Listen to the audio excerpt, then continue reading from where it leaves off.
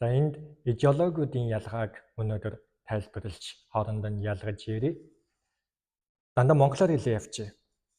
Хуманист гэдэг бол бүх зүйл эцсийн эцэст хүний сайн сайхан зориулагдах ёстой. Хүн одоо төвдөн байх ёстой. Тиймээс хүний оюун ёс суртахуун гэдэг бол чухлаа гэж үздэг. Хүмүүнлэг үзэл.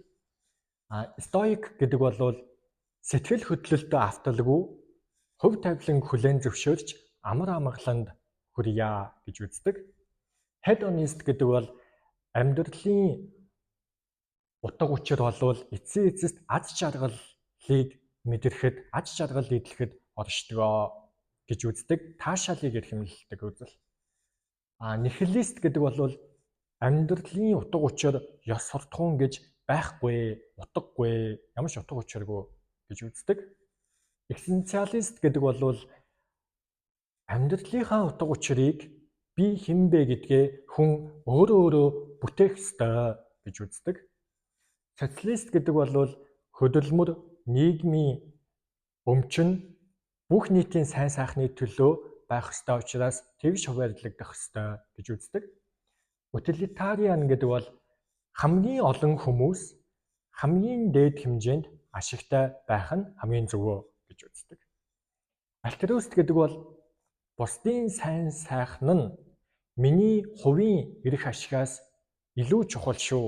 Тиймээс би тэрний төлөө өөрийгөө ч золиослоход бэлэн шүү гэсэн үзэл.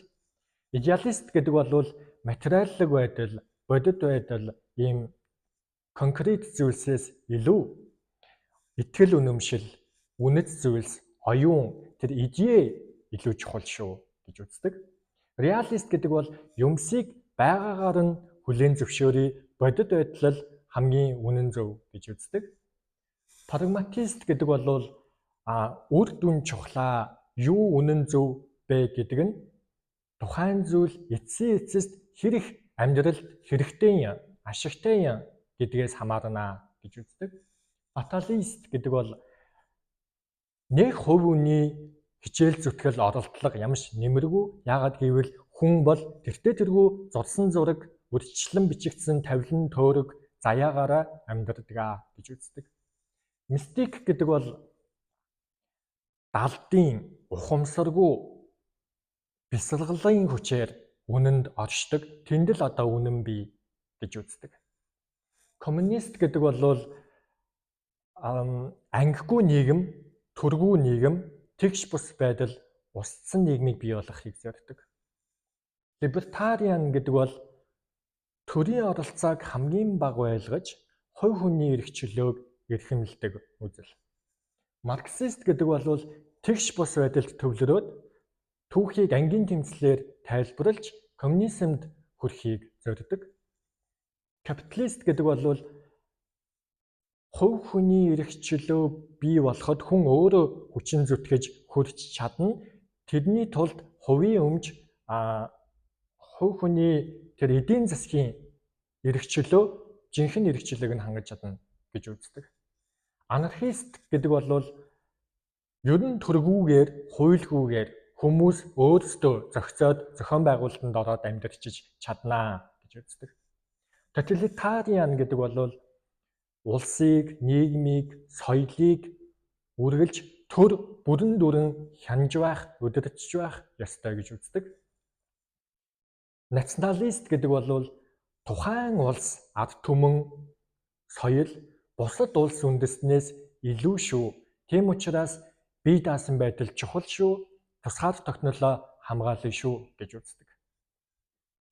За фашист гэдэг бол нэг хүн эсвэл бүлэг тухайн нийгмийг авч явах ёстой, маш хүчирхэг төртөө байх ёстой. Бас энэ тоталитариан буюу тэр хатуу хяналтанд байх ёстой гэж үздэг. Либералист гэдэг бол хууль дээдлэх ёсыг эрхэмлж, ардчлалыг дээдлээд хүний эрх чөлөөг эрхэмлж байгаа үзэл. Неолибералист гэдэг бол хувь хүний эрх чөлөөг бий болгоход төр хамгийн бага түвшинд оролцоод эдийн засаг хувьчлагдаж өсөөд хувь хүмүүс сайхан амьдрах боломжтой гэж үздэг эдийн засгийн үзэл шүү. Эдийн засгийн. За популист гэдэг бол энгийн жирийн ард түмэн элит гэсэн хэсгийнхний эсрэг тавигдаад за тэр энгийн ард түмэн бол тийм үү элитүүдээс ч илүү хүчтэй байх боломжтой шүү. Тэд чухал шүү гэж уг нь бол үздэг. За консерватист гэдэг бол ер нь өөрчлөлтөөр яах юм бэ? Дэвшил интерес яах юм? Маш аажуухан ер нь уламжлал, зан заншил тийм үү түүхэн энэ байдлаа цааш нь авч үлдээ, хадгалъя, байгаа байдлаа улам одоо хүчээр хэрэгжүүлээ гэж үздэг.